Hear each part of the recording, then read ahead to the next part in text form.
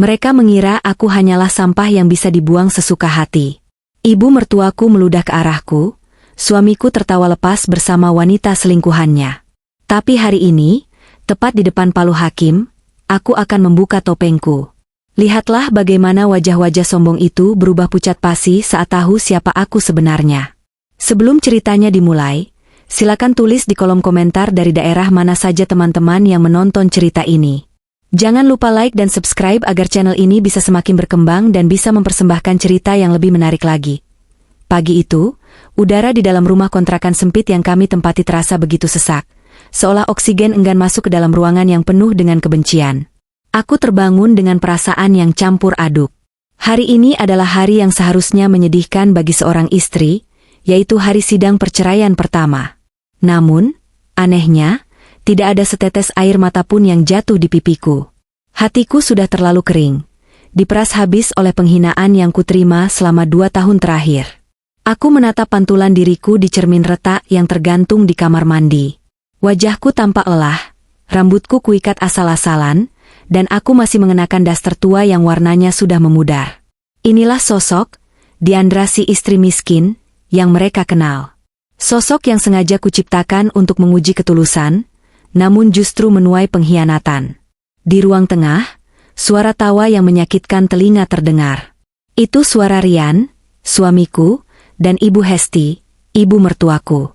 Mereka sedang sarapan dengan lahap, menikmati nasi uduk yang kubeli dengan sisa uang belanja terakhirku. Aku melangkah keluar kamar dengan langkah gontai, mencoba memainkan peranku sebagai korban untuk terakhir kalinya. "Heh, Diandra, masih berani keluar kamar kamu?" Ibu Hesti langsung menyembur begitu melihatku. Mulutnya penuh nasi, tapi itu tak menghalanginya untuk melontarkan racun. "Lihat jam berapa ini? Kamu pikir siapa yang mau nyuci piring bekas makan kami? Dasar istri tidak berguna. Untung anakku Rian mau menceraikanmu hari ini. Akhirnya, beban hidup kami hilang satu." Aku hanya menunduk, meremas ujung dasterku. "Maaf, Bu. Aku tadi merapikan baju-baju Rian yang mau dibawa." "Halah, alasan saja," potong Rian. Dia duduk dengan kaki diangkat ke kursi, rokok mengepul di tangannya. Dia menatapku dengan tatapan jijik, seolah aku adalah kotoran yang menempel di sepatunya. "Dengar ya, Diandra. Hari ini di pengadilan, kamu jangan bikin malu. Jangan nangis-nangis minta rujuk. Keputusanku sudah bulat. Aku mau hidup bahagia sama Sinta. Dia wanita berkelas, gak kayak kamu yang cuma bisa bikin rumah sumpek." Aku mengangguk pelan. "Iya, Mas. Aku mengerti." Tiba-tiba, suara klakson mobil terdengar nyaring dari depan rumah. Itu pasti Sinta. Rian langsung melompat dari kursinya, wajahnya berbinar cerah, sangat kontras dengan saat dia menatapku. Dia menyisir rambutnya dengan jari, memastikan penampilannya sempurna. "Nah, itu Sinta sudah jemput. Dia bawa mobil barunya loh, Bu," ujar Rian antusias pada ibunya. Ibu Hesti tersenyum lebar, memamerkan gigi-giginya yang kuning. "Wah, calon mantu idaman ibu memang beda. Punya mobil, cantik, kaya raya. Nggak kayak yang Onoh," sindirnya sambil melirikku. Mereka berdua bergegas menuju pintu depan. Aku mengikuti mereka sampai ke teras.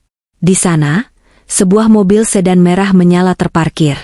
Sinta, si pelakor itu, turun dengan gaya bak selebriti papan atas. Dia memakai gaun ketat berwarna merah, kacamata hitam besar, dan sepatu hak tinggi yang bunyi tak tiktuknya terdengar sombong di aspal jalanan kampung. "Sayang," seru Sinta sambil merentangkan tangan memeluk Rian di depanku. Dia sengaja melakukannya. Dia kemudian menatapku dari balik kacamata hitamnya, lalu menurunkannya sedikit. Tatapannya penuh cemooh. "Duh, Rian. Istrimu ini mau ke pengadilan atau mau ke pasar ikan? Dekil banget." Rian tertawa terbahak-bahak. "Biarin aja, Yang. Namanya juga orang susah. Nggak punya baju bagus dia." Aku memberanikan diri mendekat, menengadahkan tangan pada Rian. "Mas, boleh minta ongkos buat ke pengadilan? Uangku habis buat beli sarapan tadi. Jarak ke pengadilan jauh kalau jalan kaki." Suasana hening sejenak. Rian, Ibu Hesti, dan Sinta saling berpandangan, lalu meledak dalam tawa. Tawa mereka begitu keras, hingga beberapa tetangga melongok dari jendela. "Minta ongkos? Kamu pikir aku bang berjalan?" bentak Rian. "Kasihan banget sih," Sinta berkata dengan nada dibuat-buat.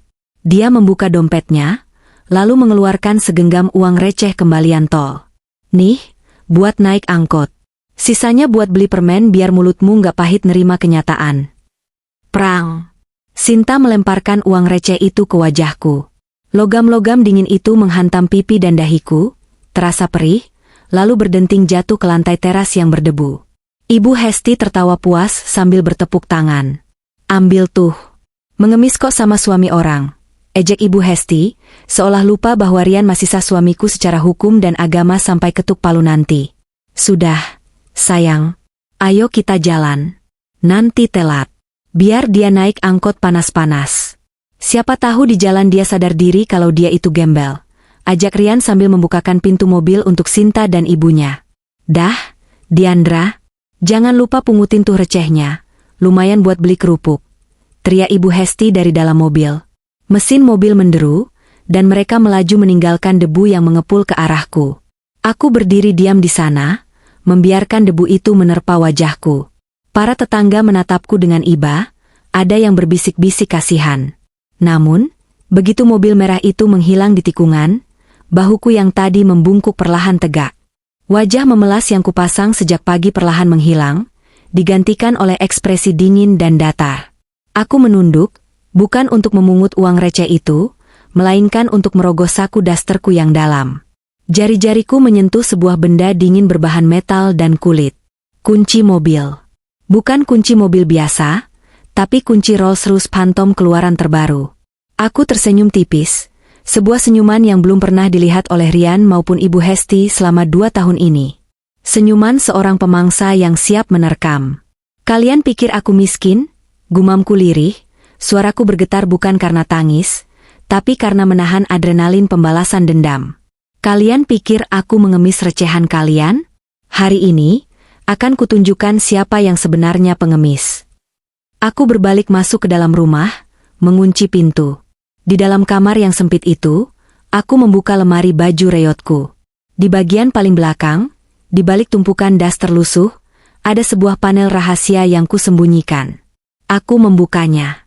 Di sana, tersimpan sebuah brankas kecil. Dengan jari yang lincah, aku memutar kombinasi angka. Klik. Pintu brankas terbuka. Cahaya berkilauan memantul dari dalam. Tumpukan perhiasan berlian, jam tangan mewah seharga miliaran rupiah, dan kartu-kartu black card berjejer rapi. Di sebelahnya, tergantung sebuah gaun haute couture berwarna hitam elegan yang dipesan khusus dari Paris, lengkap dengan blazer formal yang memancarkan aura kekuasaan. Aku mengambil ponselku, sebuah ponsel butut yang biasa kulihat. Tapi tidak. Aku meletakkan ponsel itu di meja dan mengambil ponsel flagship terbaruku dari dalam brankas. Aku menekan tombol panggil cepat nomor 1. "Halo, Nona Diandra," suara baritone yang tegas terdengar dari seberang. "Itu Kenzo, asisten pribadiku sekaligus orang kepercayaanku di perusahaan." "Kenzo," ucapku dingin. "Apakah semuanya sudah siap?" "Semua sudah siap sesuai instruksi Nona. Mobil sudah standby di jalan belakang agar tidak mencolok tetangga. Tim pengacara terbaik kita juga sudah menunggu di pengadilan. Berkas-berkas itu juga sudah saya siapkan dalam map emas." "Bagus," jawabku sambil menatap cermin, kali ini bukan melihat wanita lemah, tapi melihat sang CEO yang telah lama tertidur. "Jemput aku 10 menit lagi. Kita akan membuat pertunjukan yang tidak akan pernah mereka lupakan seumur hidup." Aku menutup telepon. Kupandangi uang receh yang berserakan di teras melalui jendela. Hari ini, Rian akan belajar bahwa uang receh yang dia lempar tidak akan pernah bisa membeli harga diri seorang Diandra.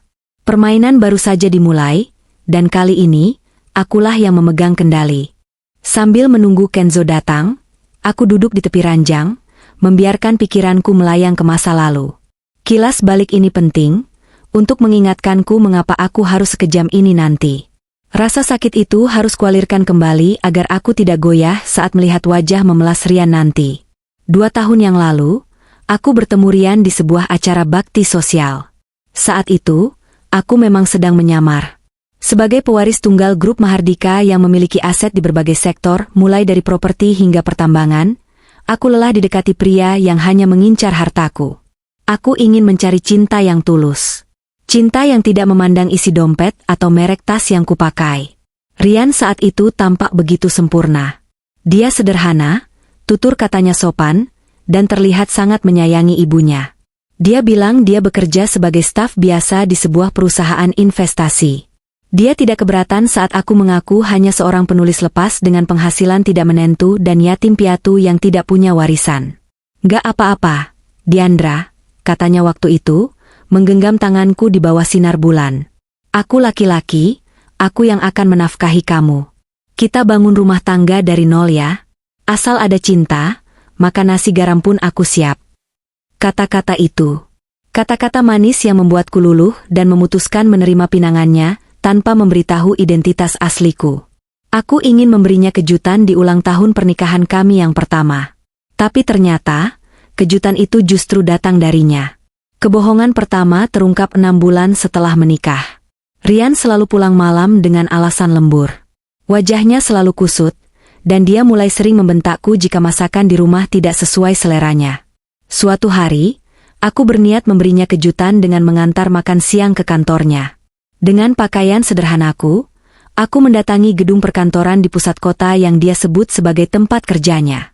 Betapa hancurnya hatiku saat resepsionis bilang tidak ada karyawan bernama Rian di sana. "Pak Rian? Oh, dia memang pernah melamar di sini sebagai office boy, Bu. Bukan staf apalagi manajer. Tapi sudah ditolak 3 bulan lalu karena ketahuan memalsukan ijazah," jelas resepsionis itu. Duniaku runtuh. Ternyata selama ini dia menganggur. Uang belanja yang dia berikan padaku di awal pernikahan ternyata adalah uang hasil pinjaman online yang kini bunganya menumpuk. Dan parahnya, setiap pagi dia berpakaian rapi seolah pergi ke kantor, padahal dia pergi berjudi atau nongkrong tidak jelas. Ketika aku mengonfrontasinya malam itu, dia tidak meminta maaf. Dia justru marah. "Kalau kamu kaya, aku nggak perlu bohong, Diandra," teriaknya waktu itu, wajahnya merah padam. "Salah kamu sendiri kenapa kamu miskin. Coba kalau kamu punya warisan tanah kaya yang aku kira, hidup kita nggak bakal susah begini." Malam itu, Topeng, suami solehnya lepas. Dia mulai menyuruhku bekerja lebih keras. Tulisan-tulisanku didesak untuk segera terbit agar honornya cair. Dan setiap kali honor itu cair, dia dan Ibu Hesti yang akan menghabiskannya. Mereka membeli baju baru, makan enak, sementara aku hanya diberi sisa untuk beli beras dan tempe. Tapi puncak dari segala pengkhianatan itu terjadi 6 bulan lalu. Saat itu sore hari, hujan turun deras. Rian pulang membawa seorang wanita. "Sinta." "Bu, Diandra, kenalkan. Ini Sinta," kata Rian dengan bangga. "Dia investor kaya yang mau menanam modal di bisnis baruku. Dia akan sering main ke sini untuk meeting."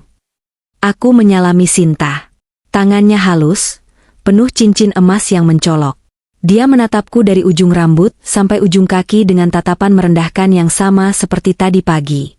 "Oh, ini pembantunya ya, Mas Rian?" tanya Sinta polos, atau pura-pura polos. "Bukan, ini istriku," jawab Rian cepat, tapi nadanya terdengar malu. Dia memang agak sederhana. Maklum, orang kampung. Hatiku mencelos. Istri sendiri disebut orang kampung di depan wanita asing. Tapi aku diam saja, masih berusaha menjadi istri yang berbakti. Aku membuatkan mereka minum, menyajikan gorengan hangat. Namun, kebohongan, investor, itu tidak bertahan lama. Rumah kontrakan kami kecil, dindingnya tipis.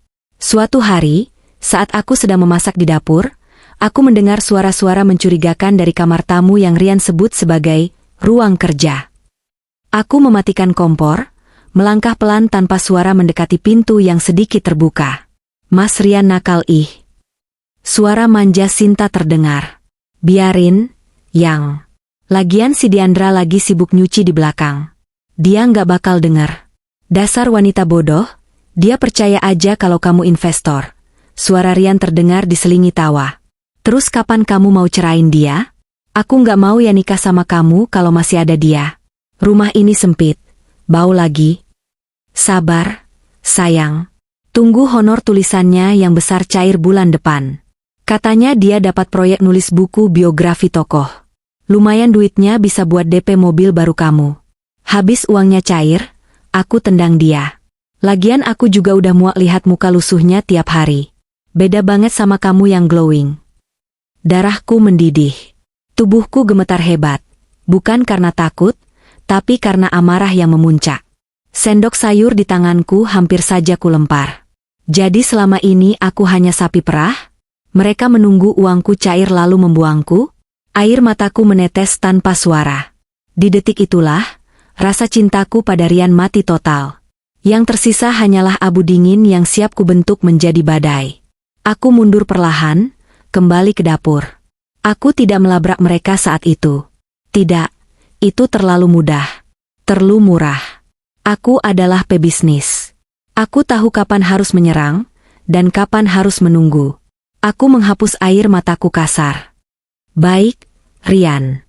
Kamu ingin uangku? Kamu ingin melihat siapa yang sebenarnya, glowing? Akan kuberikan apa yang kamu minta, tapi dengan cara yang akan menghancurkanmu sampai ke tulang-tulangmu.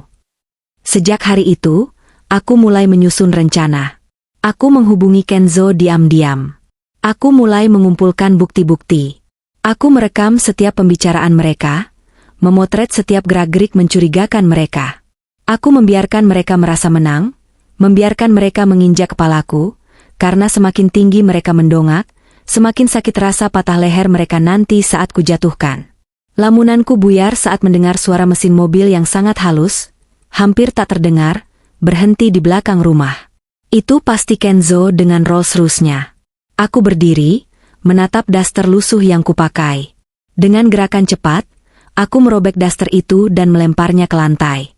Di balik daster itu, aku sudah mengenakan lingerie sutra yang membalut tubuhku. Aku mengambil gaun hitam mahalku dari brankas. Kainnya jatuh sempurna di tubuhku, memeluk setiap lekuk dengan anggun. Aku memoles wajahku. Tidak tebal, tapi tegas. Lipstik merah marun, eyeliner tajam, dan bedak kualitas terbaik yang menutupi wajah lelahku. Aku memasang anting berlian, jam tangan Patek Philippe, dan terakhir, kacamata hitam oversized. Sosok di cermin itu bukan lagi Diandra si upik abu. Itu adalah Diandra Mahardika, sang ratu bisnis yang ditakuti para kompetitor. Rian, Ibu, Sinta. Bisikku pada pantulan diriku. Tunggu aku. Neraka kalian sedang dalam perjalanan. Aku melangkah keluar lewat pintu belakang. Kenzo sudah berdiri di sana, membungkuk hormat saat melihatku. Selamat pagi, Nona Diandra. Anda tampak luar biasa. Sapanya. Jalan, Kenzo. Jangan sampai kita terlambat untuk melihat wajah bodoh mereka, perintahku sambil masuk ke dalam kabin mobil yang dingin dan wangi kulit mewah. Seminggu sebelum hari penghakiman itu tiba, suasana di rumah kontrakan kami terasa lebih panas dari biasanya. Bukan karena matahari yang menyengat atap seng, melainkan karena kehadiran Sinta yang semakin hari semakin merajalela. Dia sudah tidak lagi menganggap dirinya tamu. Dia bertingkah seolah-olah dia adalah nyonya besar di istana kecil yang kumuh ini. Hari itu, Rian sedang keluar sebentar untuk membeli rokok dan camilan, meninggalkan aku berdua saja dengan wanita ular itu. Aku sedang mengepel lantai ruang tamu, berlutut dengan kain pel kumal di tangan, sementara Sinta duduk santai di sofa satu-satunya yang kami miliki. Dia menaikkan kakinya ke atas meja, sepatu hak tingginya masih menempel, mengotori taplak meja yang baru saja kucuci kemarin. Dia sibuk dengan ponselnya, mengetik pesan dengan cepat sambil sesekali terkikik geli. Aku menahan napas, mencoba menulikan telinga dari gumaman-gumaman sombongnya tentang betapa dia tidak sabar menunggu Rian mendudanya. Hei, Babu, panggilnya tiba-tiba. Dia bahkan tidak sudi memanggil namaku. Ambilkan aku air dingin, yang banyak es batunya. Gerah banget di rumah gubuk ini. Aku heran kok Rian betah tinggal sama wanita membosankan sepertimu di tempat sejelek ini. Aku tidak menjawab, hanya bangkit perlahan dan berjalan menuju dapur. Saat aku sedang membuka kulkas tua yang pintunya harus dihentak agar tertutup rapat, Aku mendengar ponsel Sinta berdering. Nada deringnya lagu dangdut yang keras. Dia mengangkatnya dengan nada suara yang berubah drastis. Jika tadi dia terdengar angkuh dan manja, kini suaranya terdengar panik dan berbisik-bisik. Instingku bekerja. Selama ini aku hanya diam, tapi bukan berarti aku bodoh. Aku membiarkan pintu kulkas terbuka sedikit agar cahaya lampu tidak menarik perhatian, lalu aku mengendap-endap mendekati partisi kayu tipis yang memisahkan dapur dan ruang tamu. Aku menempelkan telingaku ke dinding kayu itu, menahan napas agar detak jantungku tidak terdengar. "Halo? Mas, tolong dong jangan telepon terus." Suara Sinta terdengar tertahan, seolah dia takut ada yang mendengar, padahal dia pikir aku sedang sibuk memecahkan es batu di dapur. Aku bilangkan sabar. Minggu depan si Rian bakal dapat duit gono gini dari istrinya yang bodoh itu. Katanya istrinya baru dapat warisan atau honor gede, aku nggak peduli. Pokoknya dia janji mau kasih aku 50 juta buat DP mobil. Jantungku berdegup kencang. 50 juta? Rian menjanjikan uang sebanyak itu padahal saldo di rekeningnya saja minus? Dan tunggu, dia bilang Rian akan dapat uang dariku? Jadi itulah rencana mereka. Mereka pikir aku punya simpanan rahasia yang bisa mereka peras saat perceraian nanti. Sinta terdiam sejenak, mendengarkan suara bentakan dari seberang telepon yang saking kerasnya sampai terdengar samar-samar olehku. Itu suara laki-laki kasar. "Iya, aku tahu utangku di aplikasi itu udah jatuh tempo." Sinta mendesis, suaranya makin panik. "Jangan ancam sebar data aku dong. Kalau namaku jelek, gimana aku bisa nipu si Rian? Dengar ya, Rian itu tambang emasku sekarang. Dia bego banget, gampang diporotin. Asal aku puji dikit, dia langsung luluh. Sertifikat rumah ibunya aja mau dia gadai buat beliin aku tas. Padahal itu tas KW yang aku beli di Mangga 2. Dia nggak tahu bedanya."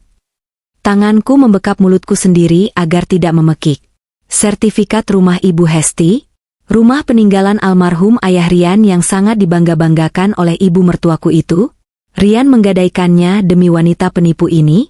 Ya Tuhan, Rian benar-benar sudah gila. Dia menjual atap tempat ibunya bernaung demi seekor lintah darat yang menyamar menjadi sosialita. Namun, kejutan itu belum berakhir. Percakapan Sinta selanjutnya membuat darahku seolah berhenti mengalir. "Mas, kamu jangan cemburu dong. Aku sama Rian itu cuma akting. Aku nggak mungkin lah mau sama pengangguran banyak gaya kayak dia. Yang aku cinta cuma kamu," bujuk Sinta pada penelepon itu. "Lagian, soal kehamilan ini, Rian percaya banget ini anaknya dia. Padahal kan kita tahu ini anak kamu, Mas. Usia kandunganku aja aku palsuin. Dia girang banget mau punya anak. Padahal dia mandul kan? Nggak mandul sih, cuma jarang, jadi, aja sama istrinya. Pokoknya Mas tenang aja. Begitu aku dapat duit dari Rian dan rumah ibunya kejual, aku kabur sama kamu. Kita bayar lunas semua utang pinjol dan arisan bodong itu." Kakiku lemas. Aku harus berpegangan pada pinggiran lemari dapur agar tidak jatuh. Informasi ini terlalu banyak untuk dicerna sekaligus. Sinta bukan orang kaya. Dia terlilit utang pinjaman online, pinjol, buronan arisan bodong, dan yang paling parah, anak yang dikandungnya bukan anak Rian. Suamiku yang malang dan bodoh itu sedang ditipu mentah-mentah. Dia akan menceraikan istri yang tulus demi membesarkan anak haram dari selingkuhannya yang penipu. Dengan tangan gemetar, aku merogoh saku dasterku dan mengeluarkan ponsel. Aku menekan tombol rekam suara. Untungnya, Sinta masih sibuk berdebat di telepon, memberikan aku waktu untuk merekam bagian-bagian krusial tentang pengakuan anak dan rencana penipuannya. "Sudah ya, Rian bentar lagi pulang.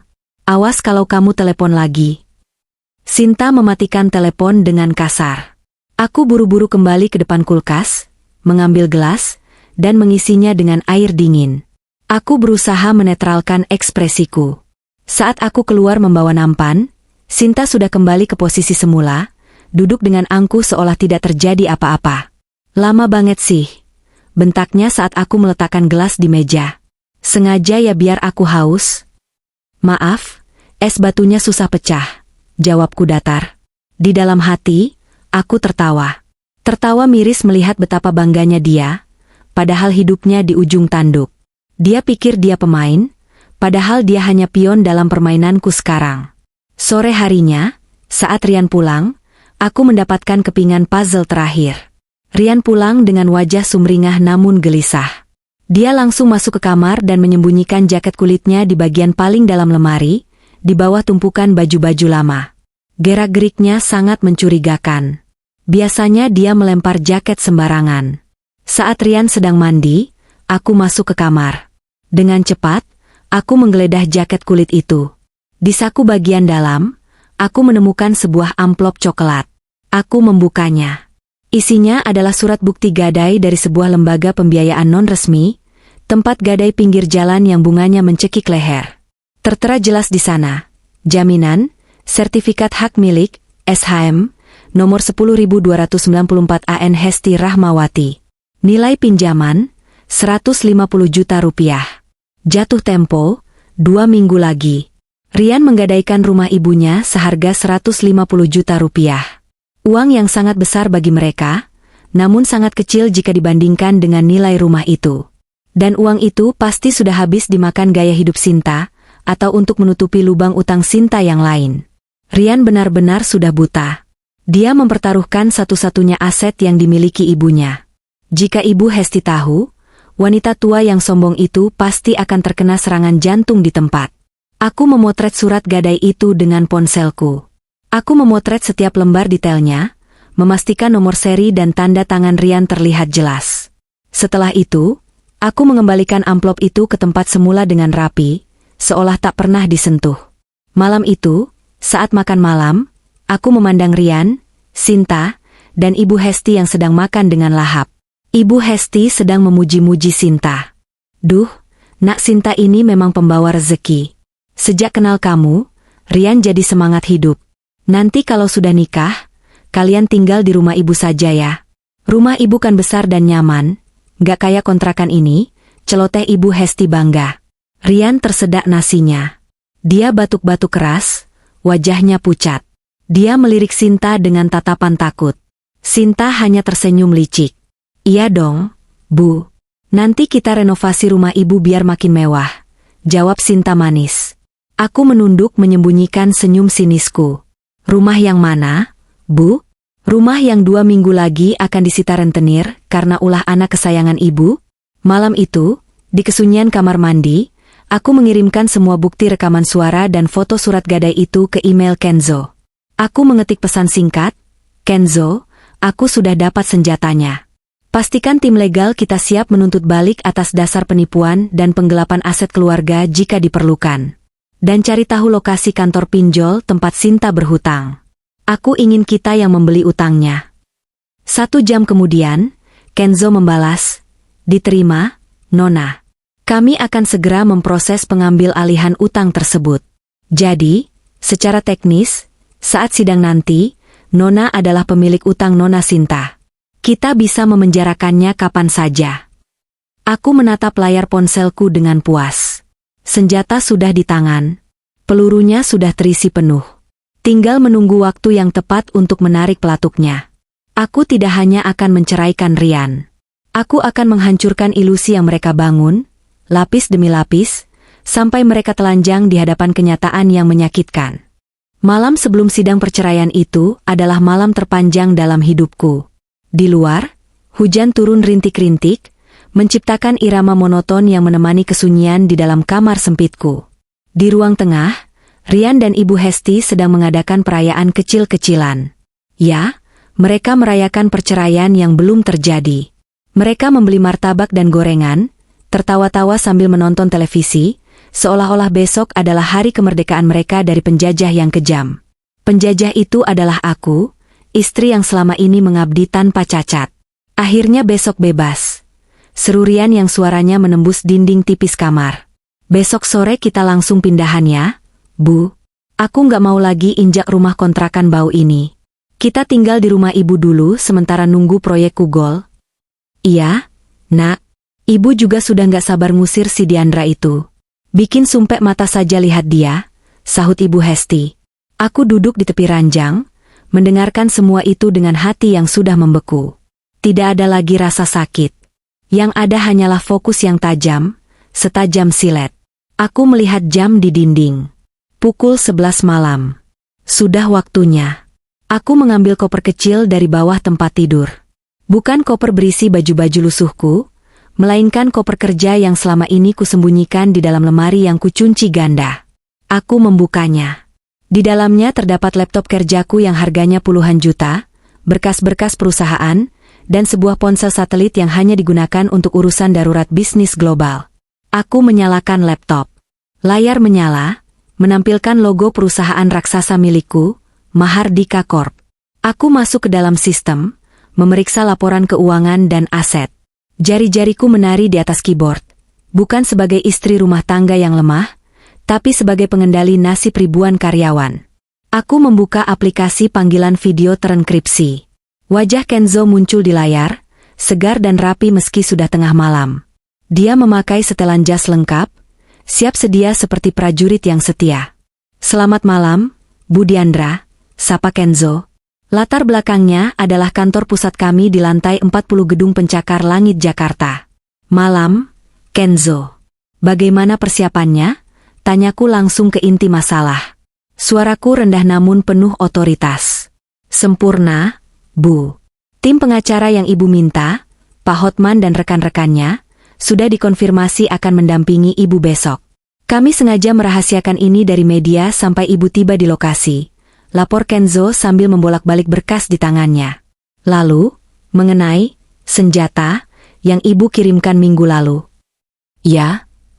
Kami sudah melacak semua rekam jejak Sinta alias Neni Sumarni." "Itu nama aslinya, Bu?" Kenzo tersenyum tipis. "Dia punya total utang 300 juta di 6 aplikasi pinjol ilegal dan 2 arisan bodong yang dia bawa kabur uangnya. Kami sudah membeli semua tagihan utangnya dari pihak ketiga. Jadi sekarang, secara hukum, dia berhutang pada anak perusahaan Ibu." Aku mengangguk puas. Bagus. Jadi saat dia mencoba sombong besok, aku bisa langsung menagihnya di tempat. Bagaimana dengan Rian? "Soal Rian?" Kenzo tampak ragu sejenak, lalu melanjutkan dengan nada jijik. "Pihak bank gadai ilegal itu ternyata cukup kooperatif setelah kami tekan sedikit. Kami sudah memegang surat asli sertifikat rumah Ibu Hesti yang digadaikan Rian. Besok, Ibu bisa membawanya sebagai bukti fisik. Jika Rian menyangkal, kita punya tanda tangan basah dan rekaman CCTV saat dia datang ke tempat gadai itu." "Sempurna," desisku. "Siapkan semuanya dalam satu map. Aku mau map itu berwarna emas. Biar mencolok. Biar mereka tahu bahwa kehancuran mereka datang dengan cara yang elegan." "Siap, Bu." "Oh ya, mengenai dress code." Kenzo menunjuk ke arah layar lain. "Tim stylist sudah mengirimkan gamis abaya modern rancangan desainer Dubai dan blazer hitam yang Ibu minta. Sepatu Jimmy Choo edisi terbatas juga sudah ada di dalam mobil. Apakah Ibu yakin ingin ganti baju di jalan?" "Tidak," jawabku tegas. "Aku akan ganti baju di rumah ini. Besok pagi, saat mereka berangkat duluan naik mobil Sinta, aku akan bertransformasi di sini. Aku ingin meninggalkan kulit lamaku di rumah kontrakan ini. Biarkan daster-daster itu menjadi saksi bisu masa laluku yang bodoh." "Baik, Bu." Mobil Rolls-Royce Phantom akan tiba tepat pukul 8 pagi di jalan belakang rumah, sesuai instruksi agar tidak terlihat oleh Rian saat mereka berangkat. "Terima kasih, Kenzo. Tidurlah. Besok kita perang." Aku mematikan sambungan. Kamar kembali sunyi. Aku tidak bisa tidur. Adrenalin memompa deras di tubuhku. Aku bangkit dan berjalan menuju lemari rahasia itu lagi. Aku mengeluarkan gaun yang dimaksud Kenzo, bukan gaun terbuka, tapi busana yang sangat berkelas, tertutup namun memancarkan aura dominasi yang kuat. Bahannya berat dan jatuh, dingin di kulit. Aku mengelusnya pelan. Besok, aku tidak hanya akan menghadiri sidang cerai. Besok adalah hari eksekusi. Aku membayangkan wajah Rian saat melihatku turun dari mobil mewah itu. Aku membayangkan wajah Ibu Hesti saat tahu rumah kebanggaannya sudah bukan miliknya lagi. Dan Sinta, aku tidak sabar melihat wajah penipu itu saat tahu bahwa wanita yang dia hina, dekil, ini bisa membeli harga dirinya 100 kali lipat. Aku berbaring di tempat tidur, menatap langit-langit kamar yang berjamur. Selama 2 tahun ini, Aku mencoba menjadi istri yang sholehah, yang menerima suami apa adanya. Aku memasak, mencuci, memijat kakinya saat dia lelah, padahal dia hanya lelah bermain game, dan menelan semua hinaan ibunya. Aku pikir kesabaran akan membuahkan hasil. Ternyata pepatah itu salah bagi orang seperti mereka. Bagi lintah darat seperti Rian dan keluarganya, kesabaran adalah kelemahan. Kebaikan adalah kebodohan yang bisa dimanfaatkan. Cukup sudah, bisikku pada kegelapan. Diandra yang sabar sudah mati malam ini. Besok, yang lahir adalah Diandra sang pembalas. Pukul 5 pagi, aku bangun bahkan sebelum azan subuh berkumandang. Aku mendengar keributan di kamar mandi luar. Rian dan Ibu Hesti sedang berebut kamar mandi, bersiap-siap dengan heboh. Ibu pakai baju yang batik sutra itu loh, Bu. Biar kelihatan orang kaya, teriak Rian. Iya, iya.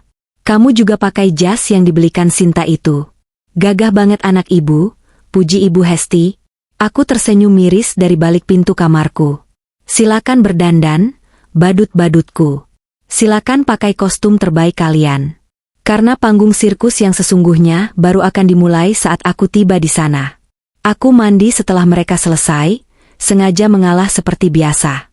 Aku masih memakai daster saat keluar kamar mandi, membiarkan mereka mengejekku untuk terakhir kalinya. Ya ampun, Diandra. Kamu mau ke pengadilan pakai baju itu? Rian menggelengkan kepala saat melihatku di dapur membuat kopi terakhir untuknya. Sinta bener, kamu memang gak punya selera. Bikin malu aja. Ini kopi Mas, kataku, meletakkan cangkir di meja. Minumlah. Siapa tahu ini kopi enak terakhir yang Mas minum. Ngomong apa sih kamu? Melantur. Rian menyeruput kopinya kasar. Udah sana, jangan dekat-dekat. Nanti bajuku bau bumbu dapur. Setelah drama pelemparan uang receh di teras itu terjadi, seperti yang kuceritakan sebelumnya, dan setelah mobil merah Sinta menghilang membawa mereka, aku kembali masuk ke rumah. Inilah saatnya. Aku mengunci pintu depan rapat-rapat. Jantungku berdebar kencang, bukan karena takut, tapi karena kegembiraan yang meluap-luap. Aku membuka brankas, mengeluarkan semua perhiasan. Aku duduk di depan meja rias, membersihkan wajahku dari debu dan minyak. Lapisan demi lapisan kepalsuan aku tanggalkan. Bedak murah ku ganti dengan foundation seharga jutaan. Bibir pucatku kupulas dengan lipstik matte warna merah darah yang berani. Rambutku yang biasanya dicepol asal, kini kurai dan catok hingga berkilau jatuh di punggung. Aku mengenakan busana yang sudah disiapkan. Saat kain mahal itu menyentuh kulitku, postur tubuhku berubah. Bahuku tegak. Dagu kuangkat. Aku bukan lagi wanita yang menunduk saat dibentak. Aku memasang jam tangan, cincin berlian di jari manis kanan, bukan jari manis kiri tempat cincin kawin murahan dari Rian dulu berada, dan terakhir, kacamata hitam. Ponselku bergetar. Pesan dari Kenzo, kereta kencana sudah tiba, Ratu. Aku mengambil tas Hermes Birkin kulit buaya, asli, bukan KW seperti milik Sinta, dan memasukkan map emas berisi bukti-bukti itu ke dalamnya. Aku berjalan keluar lewat pintu belakang, meninggalkan rumah kontrakan itu tanpa menoleh sedikit pun. Kunci rumah kutinggalkan di atas meja makan, di sebelah uang receh yang tadi dilemparkan Sinta. Biar uang receh itu jadi bayaran sewa terakhirku di neraka ini. Di gang belakang yang sepi, Rolls-Royce Phantom hitam mengkilap tanpa kontras dengan lingkungan kumuh sekitarnya. Seorang sopir berseragam membukakan pintu. Kenzo sudah duduk di dalam, tersenyum lebar. Siap untuk pertunjukan utama, Bu? Tanya Kenzo. Aku masuk ke dalam mobil, merasakan dinginnya AC dan lembutnya jok kulit menyambutku. Aku melepas kacamata hitamku sejenak, menatap Kenzo dengan tatapan tajam yang mematikan. Ayo kita buat mereka menyesal pernah dilahirkan, jawabku dingin. Mobil mewah itu melaju perlahan, membelah jalanan berlubang, membawa sang ratu menuju medan perang untuk memenggal kepala para pengkhianat. Jalanan menuju pengadilan agama pagi itu cukup padat, seolah semesta ingin menahan langkah orang-orang yang hendak memutus ikatan suci. Namun, di dalam kabin Rolls-Royce Phantom yang kedap suara ini, hiruk-pikuk klakson dan debu jalanan sama sekali tidak terasa. Aku duduk dengan kaki menyilang, menikmati segelas air mineral yang rasanya lebih segar daripada air mata yang kutumpahkan selama 2 tahun terakhir. Di sampingku, Kenzo sibuk memantau tabletnya, memastikan pengamanan di lokasi sudah steril. Nona, tim Advance melaporkan bahwa target, maksud saya, suami Anda dan keluarganya, sudah menunggu di lobi depan sejak 30 menit lalu. Mereka tampak gelisah dan kepanasan, lapor Kenzo tanpa mengalihkan pandangan dari layar. Aku tersenyum miring. Biarkan mereka terpanggang sebentar. Panas matahari belum seberapa dibandingkan panasnya api neraka yang akan mereka rasakan sebentar lagi. Mobil kami tidak berjalan sendirian.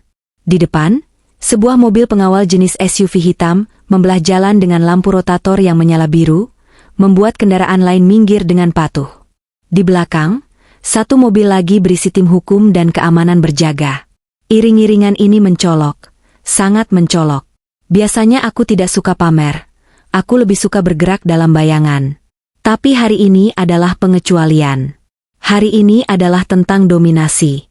Aku ingin Rian melihat perbedaan kasta antara kami begitu lebar, hingga lehernya sakit saat mencoba mendongak.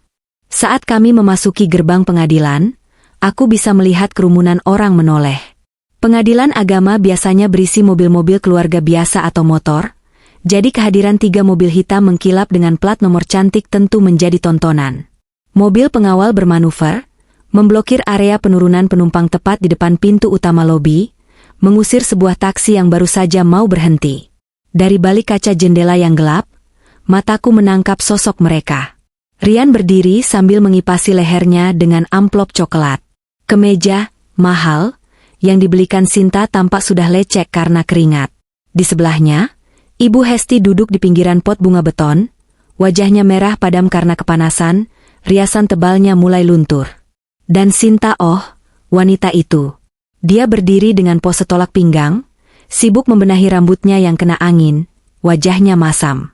Mobil sedan merahnya diparkir jauh di ujung lapangan yang panas, karena area VIP di depan lobi sudah penuh.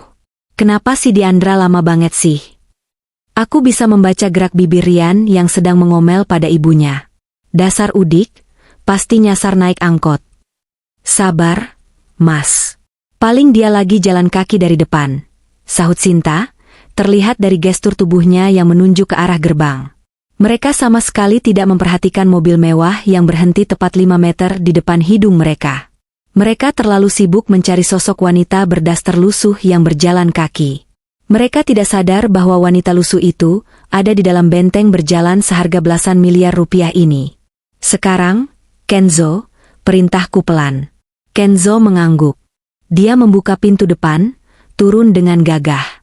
Setelan jas mahalnya tampak kontras dengan kemeja Rian yang pasaran. Kenzo berjalan memutar ke pintu penumpang belakang sebelah kiri, sisi yang menghadap langsung ke arah Rian berdiri. Rian dan Sinta sontak terdiam. Mereka, dan hampir semua orang di lobi, menatap Kenzo. Mungkin mereka mengira ada pejabat tinggi atau artis yang datang bercerai. Rian bahkan menyikut Sinta, berbisik kagum melihat mobil itu. Gila, Yang. Itu Rolls-Royce Phantom. Harganya bisa buat beli satu kampung ini. Siapa ya yang naik? Kenzo memegang gagang pintu, lalu membukanya lebar-lebar. Momen itu terasa melambat. Pertama, yang terlihat adalah sepasang kaki jenjang yang dibalut stiletto hitam rancangan Jimmy Choo bertabur kristal Swarovski. Sepatu itu menapak aspal panas dengan anggun. Kemudian, kain gaun abaya modern berwarna hitam pekat yang menjuntai turun. Dan akhirnya, aku keluar. Aku berdiri tegak di samping mobil. Angin meniup ujung blazerku dan rambut panjangku yang tergerai indah. Aku mengenakan kacamata hitam oversized yang menutupi sebagian wajahku, tapi dagu dan bibirku yang terpoles lipstik merah marun terlihat jelas. Suasana hening seketika. Rian mematung. Mulutnya sedikit terbuka, matanya melotot, mencoba memproses apa yang dilihatnya. Dia mengenali bentuk wajah itu, dia mengenali postur itu, tapi otaknya menolak percaya. Ibu Hesti yang tadinya duduk kepanasan, perlahan berdiri dengan lutut gemetar. Sinta menurunkan kacamata hitamnya, matanya memicing, memindai tas Hermes Birkin asli di tanganku yang harganya mungkin setara dengan 10 tahun gajinya menipu orang. Aku membuka kacamata hitamku perlahan, lalu menatap lurus ke manik mata Rian. Maaf terlambat. Suaraku tenang, namun terdengar jelas di keheningan itu. Sopirku harus memanaskan mesin dulu. Maklum, mobil ini sensitif kalau tidak diperlakukan dengan benar. Diandra, suara Rian tercekat, terdengar seperti cicit tikus yang terinjak. Wajahnya pucat pasi, seolah melihat hantu. Ibu Hesti memegang lengan Rian erat-erat, matanya hampir keluar. Nggak mungkin. Itu Diandra? Istrimu yang gembel itu? Aku tersenyum tipis, senyum yang dingin. Halo, Ibu. Halo, Mas Rian. Dan halo Nona Neni, maaf, maksud saya Sinta. Sinta tersentak saat aku menyebut nama aslinya, tapi dia segera menutupinya dengan kemarahan. Rasa minder jelas terpancar dari wajahnya, tapi egonya sebagai penipu membuatnya berusaha melawan. Dia melangkah maju, menunjuk wajahku dengan jari telunjuknya yang berkuku palsu norak. Gaya-gayaan lo sewa mobil beginian, semprot Sinta, suaranya melengking memecah keheningan. Berapa lo bayar sewanya? Pasti ngutang kan? Atau lo jual diri buat sewa mobil sama baju ini biar kelihatan kaya di depan Rian? Jangan mimpi deh. Rian seperti mendapat angin segar mendengar ucapan Sinta. Wajahnya yang tadi pucat mulai kembali berwarna. Dia tertawa, tawa yang dipaksakan dan terdengar sumbang. Benar kata Sinta, seru Rian, mencoba meyakinkan dirinya sendiri dan orang-orang di sekitar yang mulai berbisik-bisik. Kamu itu cuma penulis serabutan, Diandra. Mana mungkin punya mobil ginian? Paling ini mobil pinjaman dari bos kamu yang baru, kan? Atau kamu jadi simpanan om-om? Aku tidak menjawab. Aku tidak perlu menjawab gonggongan anjing. Aku hanya menoleh pada Kenzo dan memberikan kode kecil dengan jari. Kenzo langsung melangkah maju, badannya yang tegap menghalangi Sinta yang hendak mendekatiku. Dengan suara baritone yang tegas, Kenzo berkata, "Nona, harap jaga jarak. Pakaian Nona Diandra harganya 500 juta rupiah. Saya khawatir bedak luntur Anda akan mengotorinya. Kalau rusak, Anda harus menjual ginjal Anda pun belum tentu cukup untuk menggantinya." Skakmat. Wajah Sinta merah pada menahan malu. Orang-orang di sekitar lobi mulai terkikik geli mendengar ucapan Kenzo. Sinta mundur selangkah, melihat bajunya sendiri yang tiba-tiba terasa seperti kain lap dibandingkan gaunku. Aku melangkah maju, mendekati Rian. Bau parfum mahalku menguar, menenggelamkan bau keringat dan minyak rambut murah yang dia pakai. Aku berdiri cukup dekat hingga dia harus mendongak sedikit, karena hak sepatuku membuatku lebih tinggi darinya. "Mas," bisikku lembut tapi menusuk. "Simpan tenagamu. Jangan habiskan suaramu untuk berteriak di sini. Kamu akan butuh banyak tenaga untuk menangis di dalam sana nanti." Tanpa menunggu jawabannya, aku berbalik dan berjalan menuju pintu masuk pengadilan. Kenzo dan dua pengawal lainnya langsung membentuk barisan di sekelilingku, membelah kerumunan orang seperti Nabi Musa membelah laut. Di belakangku, aku mendengar Ibu Hesti berbisik panik pada Rian. "Rian, itu beneran Diandra? Kok dia beda banget? Tasnya itu loh, Rian itu asli. Ibu pernah lihat di majalah orang kaya. Itu harganya miliaran." Palsu itu Bu. Pasti KW super kaya punya Sinta," sangkal Rian, meski suaranya terdengar ragu. "Tapi auranya beda, Mas." Sinta menimpali, suaranya terdengar takut untuk pertama kalinya. "Dan cowok tadi, itu bukan sopir biasa. Itu bodyguard profesional." Aku terus berjalan, langkahku mantap di atas lantai marmer pengadilan. Setiap ketukan sepatuku adalah hitungan mundur menuju kehancuran mereka. Di dalam hati, aku bersorak. Babak pertama dimenangkan olehku. Aku berhasil meruntuhkan kepercayaan diri mereka tanpa perlu mengangkat satu jari pun. Mereka sekarang sedang bingung, takut, dan menyangkal. Kondisi psikologis yang sempurna untuk dihancurkan dengan fakta di babak selanjutnya. Aku memasuki ruang tunggu VIP yang sudah dipesan khusus oleh tim pengacaraku. Di sana, Pak Hotman, pengacara kondang yang kusewa, sudah menunggu dengan setelan nyentriknya. Dia menyambutku dengan senyum lebar. "Bu Diandra, showtime." Sapanya. "Ya, Pak," jawabku sambil duduk di sofa empuk. "Mari kita buat mereka miskin secepat kilat." Pintu ruang tunggu terbuka sedikit, dan aku bisa melihat Rian, Ibu Hesti, dan Sinta duduk di bangku kayu keras di ruang tunggu umum. Mereka tampak berdebat, saling menyalahkan, gelisah. Keringat dingin mulai bercucuran di pelipis Rian. Dia terus-menerus melirik arah pintu ruang VIP, mungkin bertanya-tanya apa yang sedang terjadi.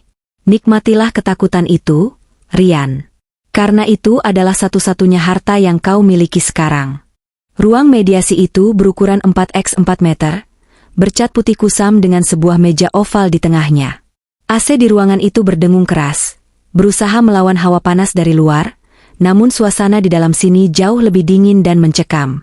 Mediator, seorang bapak tua berkacamata tebal, tampak gugup. Dia berulang kali menyeka keringat di dahinya, matanya bolak-balik menatapku dan Rian.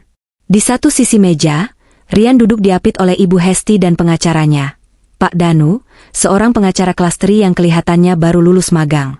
Sinta tidak diizinkan masuk ke ruang mediasi, tapi aku tahu dia sedang menempelkan telinganya di daun pintu di luar sana. Di sisi lain, aku duduk tenang bak seorang ratu, didampingi Pak Hotman yang sibuk memamerkan cincin-cincin besarnya sambil mengetuk-ngetuk meja, membuat pihak lawan semakin intimidasi. Kenzo berdiri tegak di belakang kursiku seperti patung penjaga, membawa map emas yang berisi vonis kematian bagi masa depan Rian.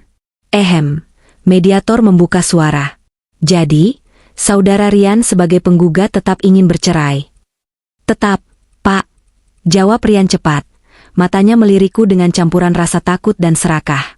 Saya sudah tidak cocok. Dia tidak bisa melayani suami dengan baik. Dan saya menuntut pembagian harta Gonogini. Pak Hotman tertawa keras.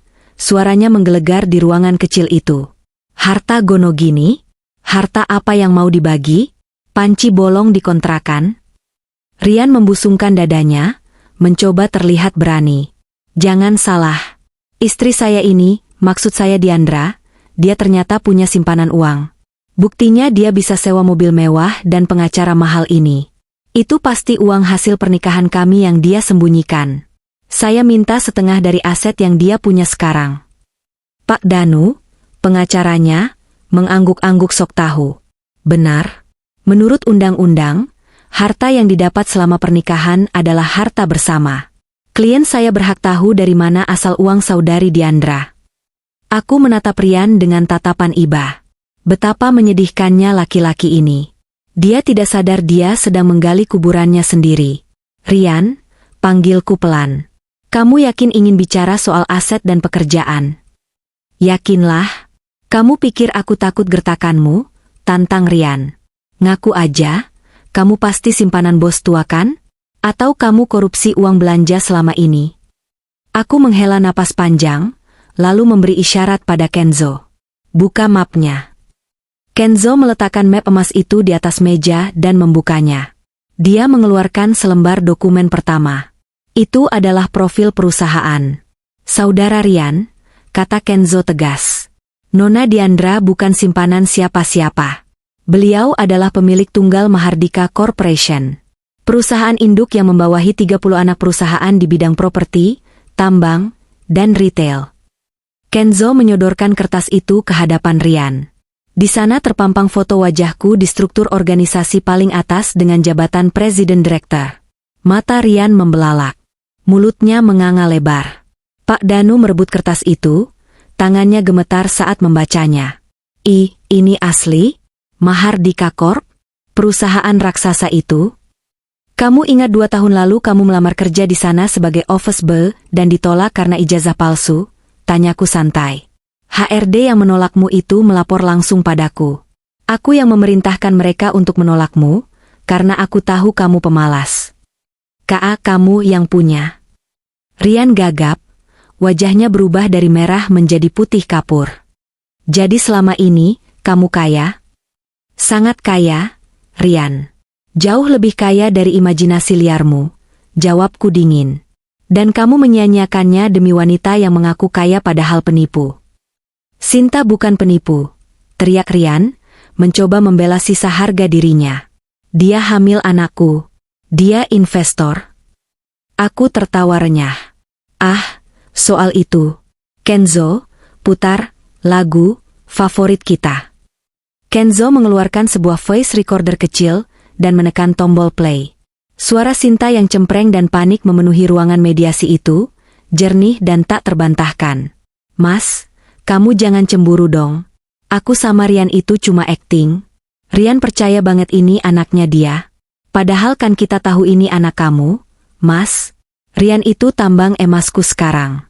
Dia bego banget, gampang diporotin." Wajah Rian runtuh. Benar-benar runtuh. Matanya berkaca-kaca, menatap recorder itu seolah benda itu adalah monster. Ibu Hesti menutup mulutnya dengan tangan, terperanjat. Itu suara Sinta?" gumam Rian, suaranya bergetar hebat. Dia bilang aku bego? Anaknya bukan anakku." "Bukan cuma itu," lanjutku tanpa ampun. "Sinta alias Neni Sumarni adalah buronan pinjol dan arisan bodong. Dia mendekatimu karena dia pikir kamu bisa diperas. Dan sepertinya dia berhasil, bukan?" Aku memberi kode lagi pada Kenzo. Kali ini, Kenzo mengeluarkan dokumen yang paling mematikan. Sebuah sertifikat tanah berwarna hijau dengan materai dan cap gadai. Kenzo meletakkan sertifikat itu tepat di depan wajah Ibu Hesti. "Ibu Hesti, apakah Ibu mengenali dokumen ini?" tanyaku lembut. Ibu Hesti menyipitkan mata, lalu tiba-tiba dia menjerit histeris. Dia mengenali sertifikat rumah pusakanya. Ini sertifikat rumah Ibu. Kenapa ada di kamu, Diandra? Kamu mencurinya ya?" "Saya tidak mencuri, Bu," jawabku tenang. "Suami saya yang tercinta, anak kebanggaan Ibu, Rian, telah menggadaikan sertifikat ini 2 minggu lalu ke rentenir ilegal senilai 150 juta rupiah. Uangnya dipakai untuk membelikan Sinta tas palsu dan menutupi utang judinya." "Apa?" Ibu Hesti menoleh ke arah Rian dengan tatapan nyalang. "Rian, apa benar itu? Kamu gadai rumah Ibu?" Rian menunduk dalam-dalam, tubuhnya gemetar. Dia tidak berani menatap ibunya. Diamnya adalah jawaban yang paling menyakitkan. "Karena saya menantu yang baik. Atau setidaknya dulu begitu," lanjutku, "saya menebus sertifikat ini dari rentenir itu kemarin sore. Jadi sekarang, secara hukum, pemilik rumah yang Ibu tinggali itu bukan lagi Ibu Hesti, dan bukan lagi di tangan rentenir." Aku mencondongkan tubuh ke depan, menatap mata Ibu Hesti yang mulai berair. "Pemilik rumah itu sekarang adalah saya, Diandra Mahardika. Perusahaan saya sudah membeli hak tagihnya." "Maksudmu apa, Diandra?" Suara Ibu Hesti parau, air mata mulai meleleh di pipinya yang keriput. "Maksud saya sederhana, Bu," kataku dingin, tanpa emosi. "Mulai detik ini, Ibu dan Rian menumpang di rumah saya. Dan karena kita akan bercerai, dan Rian sudah menghina saya habis-habisan." Aku mengambil jeda sejenak untuk efek dramatis. Ruangan itu hening total. Bahkan suara napas pun tak terdengar. "Saya memberikan waktu 1x24 jam bagi kalian untuk mengosongkan rumah itu. Silakan pergi membawa baju-baju kalian. Jangan bawa barang lain, karena semua perabotan saya sita sebagai ganti rugi nafkah yang tidak pernah Rian berikan selama 2 tahun. "Jangan!" teriak Rian. Dia tiba-tiba berlutut di lantai, mencoba meraih tanganku. "Diandra, maafkan aku. Aku hilaf. Jangan usir Ibu. Kita jangan cerai ya. Aku akan tinggalkan Sinta. Aku cinta kamu, Diandra. Sumpah." Aku menarik tanganku jijik, seolah baru saja disentuh kecoa. "Cinta? Kamu mencintai uangku, Rian. Bukan aku." Ibu Hesti, yang mendengar bahwa dia akan diusir dari rumah yang dia tempati selama 40 tahun, tiba-tiba memegang dadanya. Napasnya tersengal-sengal. Matanya terbalik ke atas. "Rumahku, rumahku." Racau Ibu Hesti lirih. Dan bruk. Tubuh gemuk Ibu Hesti ambruk ke lantai, pingsan tak sadarkan diri. "Ibu! Ibu!" Rian berteriak panik, mengguncang tubuh ibunya. Dia menatapku dengan mata memohon. "Diandra, tolong Ibu, bawa ke rumah sakit pakai mobilmu." Aku berdiri, merapikan blazerku biang sedikit kusut. Aku menatap pemandangan menyedihkan di bawahku itu dengan tatapan datar. "Kenzo, panggilkan ambulans gratis dari puskesmas terdekat," perintahku, lalu aku menatap Rian. Mobilku terlalu mahal untuk mengangkut pengkhianat. Maaf, jok kulitnya takut tertular virus kemiskinan moral kalian. Ayo, Pak Hotman. Urusan kita di sini sudah selesai. Sisanya biar hukum yang bicara. Ajakku. Aku melangkah keluar dari ruang mediasi, meninggalkan Rian yang meraung-raung memeluk ibunya yang pingsan, dan Pak Danu yang bengong kebingungan. Saat aku membuka pintu, Sinta yang sedang menguping hampir terjatuh. Wajahnya pucat pasi karena dia pasti mendengar semuanya. Aku berhenti tepat di depan Sinta. Dia mundur ketakutan, punggungnya menabrak tembok. Giliranmu sebentar lagi, Neni, bisikku padanya sambil tersenyum manis. Polisi sedang dalam perjalanan untuk menjemputmu soal kasus arisan bodong itu. Nikmati udara bebasmu 5 menit lagi. Aku berjalan menjauh, langkahku ringan seolah beban bertonton baru saja diangkat dari pundakku. Di belakangku, suara sirine polisi mulai terdengar mendekat, berpadu dengan teriakan panik dari ruang mediasi. Musik yang sangat indah di telingaku. Langkah kakiku bergema di lorong pengadilan yang mulai ramai. Di belakangku, suara kekacauan baru saja meletus, sebuah simfoni kehancuran yang sudah lama kunantikan. Aku berjalan keluar dari area mediasi menuju lobi utama yang penuh sesak dengan orang-orang yang sedang menunggu giliran sidang, pengacara yang sibuk dengan berkas, dan keluarga yang harap-harap cemas. Udara di lobi terasa lembab dan penuh keringat. Namun bagiku, hari ini udara terasa begitu segar. Saat aku tiba di ambang pintu lobi, aku berhenti sejenak. Aku ingin menyaksikan babak terakhir dari pertunjukan ini di panggung terbuka. Tidak lama kemudian, pintu ruang mediasi di belakang sana terbanting terbuka. Rian keluar dengan wajah yang basah oleh air mata dan keringat, membopong tubuh Ibu Hesti yang terkulai lemas seperti karung beras. Wajah ibu mertuaku itu pucat pasi, mulutnya sedikit miring, matanya terpejam rapat. Tolong! Tolong ibu saya! Teriak Rian histeris, suaranya pecah dan menyedihkan. Siapa saja tolong panggil dokter. Ibu saya pingsan. Orang-orang di lobi menoleh. Beberapa petugas keamanan berlari mendekat. Namun, sebelum mereka sempat memberikan pertolongan, perhatian semua orang teralihkan oleh keributan lain yang lebih seru dari arah pintu masuk utama.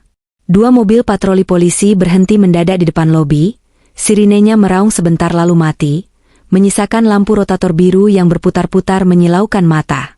4 orang petugas berseragam turun dengan sigap, wajah mereka tegas dan tanpa kompromi. Mereka berjalan lurus, melewati kerumunan yang membelah otomatis karena takut, menuju ke arah satu orang yang sedang berusaha mengendap-endap kabur di balik pilar besar. Sinta. Atau lebih tepatnya, Neni Sumarni. Wanita itu, yang tadi begitu sombong dengan gaun merah ketat dan kacamata hitamnya, kini tampak seperti tikus yang terperangkap di sudut ruangan. Dia mencoba menyelinap keluar, tapi hak sepatunya yang terlalu tinggi membuatnya sulit bergerak cepat. Saudari Neni Sumarni, bentak salah satu polisi, suaranya menggelegar memenuhi lobi. Sinta terlonjak kaget. Dia menoleh, wajahnya yang penuh dempul kosmetik kini terlihat retak oleh ketakutan. Bukan. Saya Sinta. Kalian salah orang. Jangan mengelak, kata polisi itu sambil mengeluarkan borgol. Kami punya surat perintah penangkapan atas nama Neni Sumarni terkait kasus penipuan investasi bodong, penggelapan uang arisan online, dan pemalsuan identitas. Anda dilaporkan oleh 20 orang korban dengan total kerugian 3 miliar rupiah. Bohong. Itu fitnah, jerit Sinta histeris. Dia mundur, menabrak pot bunga besar hingga pecah. Saya orang kaya. Calon suami saya orang kaya. Rian tolong aku. Rian, yang sedang meletakkan ibunya di bangku panjang dibantu satpam, menoleh saat mendengar namanya dipanggil. Dia melihat kekasih pujaannya, wanita yang demi dirinya dia rela mengusir istri sah dan menggadaikan rumah ibunya, kini sedang diseret paksa oleh polisi. Lepaskan. Jangan sentuh saya. Sinta meronta-ronta, kakinya menendang-nendang udara, membuat roknya tersingkap dan mempermalukan dirinya sendiri. Kacamata hitamnya terlempar jatuh dan terinjak oleh sepatu bot polisi hingga hancur berkeping-keping, sebuah simbol runtuhnya kepalsuan yang dia bangun. Rian, bantuin aku. Bayar mereka, Rian. Kamu kan punya sertifikat rumah, teriak Sinta putus asa. Mendengar itu, Rian justru memalingkan wajah. Rasa jijik dan benci terpancar jelas di matanya. Dia baru sadar bahwa wanita yang sedang digelandang polisi itulah penyebab ibunya terkena serangan jantung dan dirinya kehilangan segalanya. Bawa saja dia, Pak, teriak Rian dengan suara serak, penuh penyesalan. Dia penipu. Dia yang menghancurkan hidup saya. Penjarakan dia seumur hidup. Sinta melotot tak percaya. Dasar laki-laki banci. Nyesel aku mau sama kamu. Dasar miskin. Pertengkaran mereka menjadi tontonan gratis bagi puluhan pasang mata di lobi itu. Orang-orang mulai berbisik-bisik, beberapa bahkan terang-terangan merekam kejadian itu dengan ponsel mereka. Ih, itu pelakor yang viral di grup arisan kan? Iya, ternyata penipu. Syukur deh ketangkap. Kasihannya suaminya, udah ninggalin istri sah demi penipu, ibunya stroke. Di tengah kekacauan itu, aku berdiri tenang di sisi lain lobi, didampingi Kenzo dan Pak Hotman. Aku seperti penonton VIP yang menyaksikan drama tragis. Kenzo mencondongkan tubuhnya sedikit. Nona, ambulans puskesmas sudah datang untuk Ibu Hesti. Dan mobil Nona sudah siap di depan. Tunggu sebentar, Kenzo, kataku. Ada satu hal lagi yang harus kuselesaikan. Aku melangkah maju, membelah kerumunan. Suara langkah sepatuku yang tegas membuat orang-orang menoleh. Aura kekuasaan yang kupancarkan membuat mereka otomatis minggir, memberiku jalan. Aku berjalan mendekati bangku tempat Rian sedang menangisi ibunya. Rian mendongak. Matanya merah, bengkak, dan penuh ketakutan. Saat melihatku berdiri menjulang di hadapannya, cantik, kaya, dan tak tersentuh, dia langsung meluruh. Dia menjatuhkan dirinya dari bangku, berlutut di kakiku di hadapan semua orang. Diandra? Rintihnya, tangannya mencoba meraih ujung gaunku, tapi Kenzo dengan sigap menepis tangannya dengan ujung sepatu pantofelnya. Jangan sentuh Nona Diandra dengan tangan kotor Anda, desis Kenzo dingin. Rian menarik tangannya, tapi dia tetap bersujud. Dahinya menyentuh lantai keramik yang dingin dan kotor. Diandra, aku mohon, maafkan aku. Aku bodoh. Aku buta. Aku ditipu Sinta. Aku janji akan berubah. Tolong jangan usir kami dari rumah. Ibu sakit parah, Di. Kalau kami diusir, Ibu mau tinggal di mana? Tolong, demi masa lalu kita. Aku menatap puncak kepala laki-laki yang dulu kucintai itu. Dulu, aku mungkin akan luluh. Dulu, aku akan ikut menangis dan memaafkannya. Tapi Diandra yang itu sudah mati, dibunuh perlahan oleh penghinaan mereka setiap hari selama 2 tahun. Masa lalu, ulangku dengan nada datar. Masa lalu di mana kamu menyuruhku makan nasi sisa? Masa lalu di mana ibumu meludahiku karena aku telat pulang kerja? Atau masa lalu di mana kamu berselingkuh di kamar sebelah saat aku sedang memasak untukmu? Rian terisak semakin keras. Aku salah, Di. Aku akan tebus semuanya. Aku akan kerja keras. Aku akan jadi suami yang baik. Jangan ceraikan aku. Kita mulai dari nol lagi ya. Aku tertawa, tawa yang kering dan tanpa humor. Mulai dari nol? Tidak, Rian. Kamu mulai dari minus. Aku tidak. Aku memberi isyarat pada Kenzo. Dia mengeluarkan sebuah amplop tebal dari balik jasnya dan melemparkannya ke hadapan Rian. Amplop itu mendarat tepat di depan wajahnya. Di dalam amplop itu ada surat somasi dan perintah pengosongan rumah. Jelasku, suaraku lantang agar semua orang mendengar, termasuk para tetangga yang mungkin ada di situ. Seperti yang kubilang di dalam tadi, rumah itu sudah jadi milikku karena aku menebus sertifikat yang kamu gadai. Aku berbaik hati memberimu waktu sampai besok siang. Jika besok siang kalian belum angkat kaki, aku akan menyuruh buldoser meratakannya dengan tanah, ada atau tidak ada orang di dalamnya. Diandra, kamu tega? Bisik Rian, menatapku tak percaya. Tega? Aku menunduk, menatap matanya tajam. Kamu melempar uang receh ke wajahku pagi ini, Rian. Kamu bilang aku pengemis. Sekarang, lihat siapa yang mengemis di kakiku. Simpan air matamu. Itu tidak laku dijual. Saat itu, petugas medis dari puskesmas datang membawa tandu lipat yang kusam. Mereka mengangkat tubuh Ibu Hesti dengan kasar karena terburu-buru. Rian bangkit dengan sempoyongan, bingung harus mengejar ibunya atau memohon padaku. Kejar ibumu, Rian, perintahku dingin. Itu satu-satunya harta yang kamu punya sekarang. Jangan sampai dia mati di jalan karena kamu sibuk mengemis harta mantan istrimu. Rian menatapku untuk terakhir kalinya.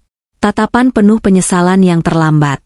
Dia kemudian berbalik dan berlari mengejar tandu ibunya, keluar dari lobi yang megah itu menuju ambulans tua yang sirinenya terdengar sembar. Sinta sudah dimasukkan ke mobil polisi, teriakannya masih terdengar samar-samar memaki semua orang. Lobi kembali hening sejenak, lalu bisik-bisik kekaguman mulai terdengar ke arahku. Gila, keren banget istrinya. Itu namanya karma instan. Siapa sih dia? Cantik banget, kaya lagi. Aku tidak mempedulikan mereka. Aku berbalik, mengibaskan rambutku, dan berjalan menuju pintu keluar. Sopirku sudah membukakan pintu Rolls-Royce. Cahaya matahari siang menerpa wajahku, tapi kali ini tidak terasa menyengat. Terasa hangat, seperti pelukan kebebasan. Sebelum masuk ke mobil, aku menoleh sekali lagi ke arah gedung pengadilan itu. Gedung yang menjadi saksi bisu akhir dari penderitaanku dan awal dari kebangkitanku. Tidak ada rasa sedih. Tidak ada rasa rindu. Yang ada hanya rasa lega yang luar biasa, seolah-olah aku baru saja membuang sampah busuk yang selama ini kusimpan di dalam saku. Jalan, Kenzo, ucapku saat duduk di kursi empuk itu.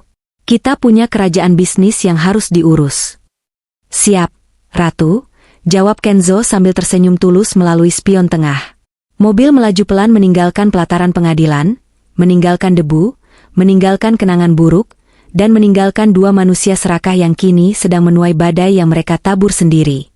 Aku menutup mataku, menarik napas dalam-dalam, dan untuk pertama kalinya dalam 2 tahun, aku merasa benar-benar hidup. Suara denting gelas kristal dan alunan musik jazz lembut memenuhi ballroom Hotel Bintang 5 di Jakarta Selatan.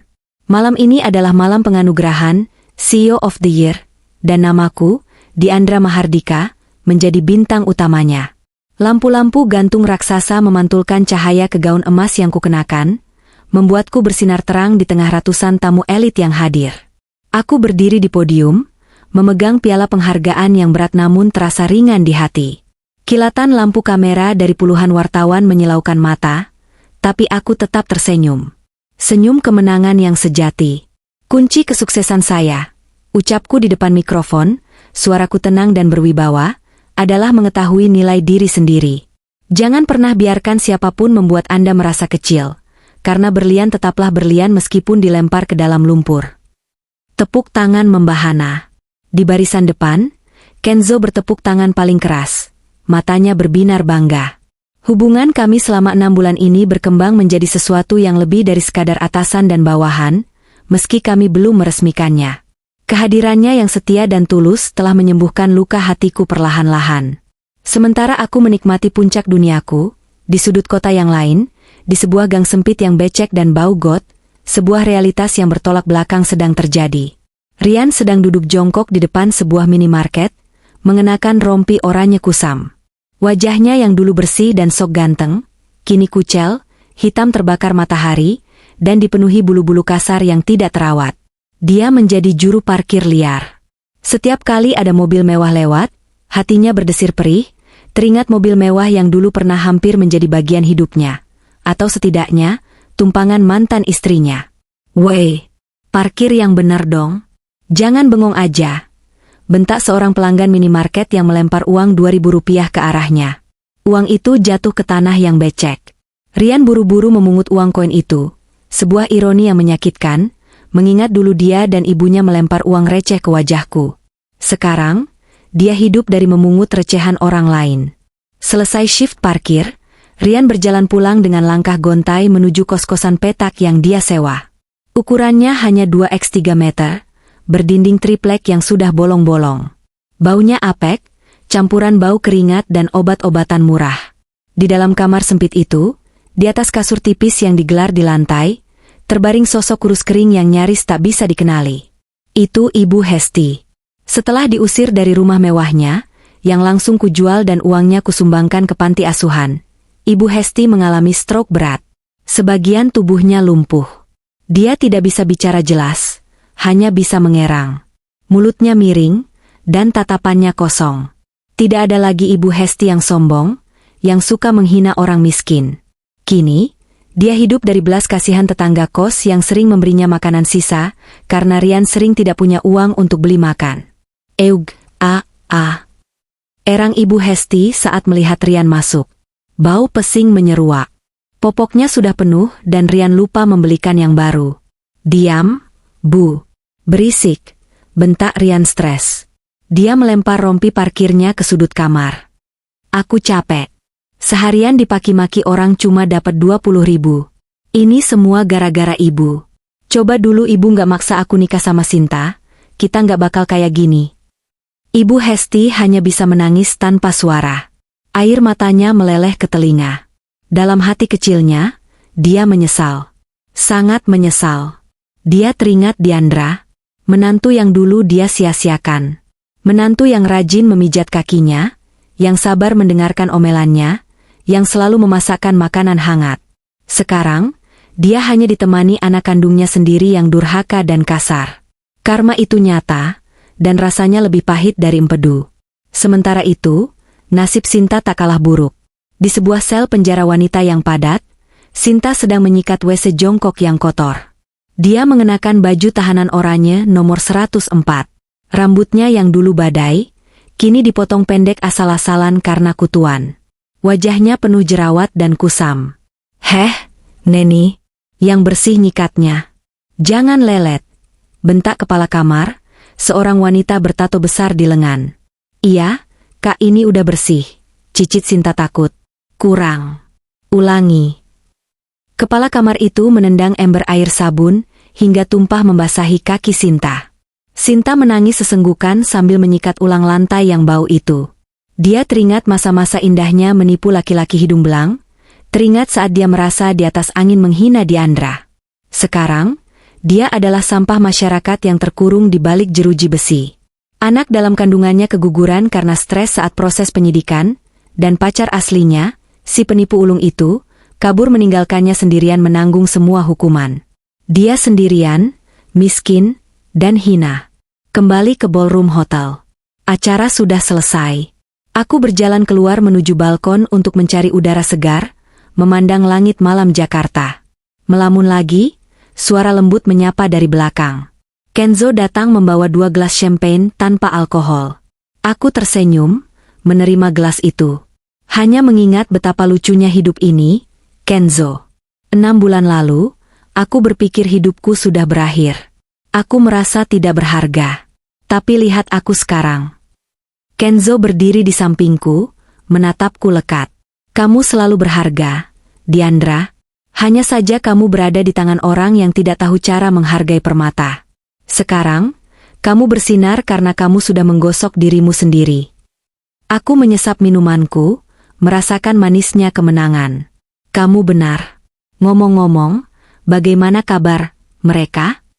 Kenzo tahu siapa yang kumaksud. Dia tersenyum tipis. Laporan terakhir dari orang suruhan kita, Rian diusir dari lapak parkirnya karena sering teledor, Ibu Hesti semakin parah sakitnya dan tidak ada uang berobat, dan Sinta baru saja dapat tambahan masa tahanan karena berkelahi di sel. Apakah Nona mau memberikan bantuan? Sedikit uang mungkin? Aku terdiam sejenak, memandang kerlap-kerlip lampu kota di bawah sana. Apakah aku harus berbaik hati? Apakah aku harus menjadi malaikat penolong bagi mereka yang telah menikamku? Aku menggeleng pelan. Tidak, Kenzo.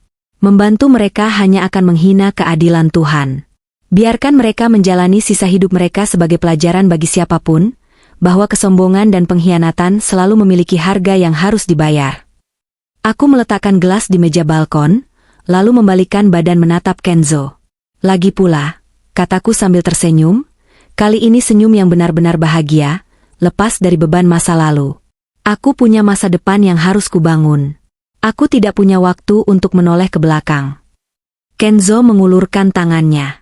Kalau begitu, mari kita melangkah ke masa depan, Nona Diandra. Aku menyambut uluran tangannya. Genggamannya hangat dan kuat. Kami berjalan kembali ke dalam pesta, meninggalkan dinginnya malam. Di luar sana, di bawah langit yang sama, Rian dan keluarganya sedang meratapi nasib di dalam kegelapan yang mereka ciptakan sendiri. Sementara aku melangkah menuju cahaya, lebih kuat, lebih bijaksana, dan tak terkalahkan. Ini bukan sekadar balas dendam. Ini adalah keadilan. Dan rasanya sungguh manis.